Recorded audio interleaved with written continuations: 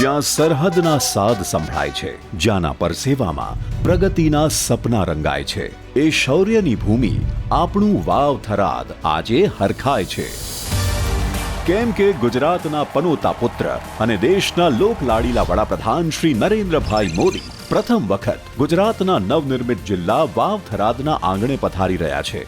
માનનીય મુખ્યમંત્રી શ્રી ભૂપેન્દ્રભાઈ પટેલની ગૌરવવંતી ઉપસ્થિતિમાં વડાપ્રધાન શ્રી અહીંથી ગુજરાત માટે ₹19,800 કરોડથી વધુના ભવ્ય વિકાસલક્ષી પ્રકલ્પોનું ખાતમુહૂર્ત અને લોકાર્પણ કરશે, જેનાથી ગુજરાતને મળશે આધુનિક સુવિધાઓના નવા આયામ. એક્સપ્રેસવે, રેલવે, જળ સંપત્તિ, વિદ્યુત, આરોગ્ય ક્ષેત્રે અનેકવિધ આધુનિક સુવિધાઓ અને પ્રધાનમંત્રી આવાસ યોજના હેઠળ અનેક ગરીબ પરિવારોને મળશે તેમના સપનાનું ઘર.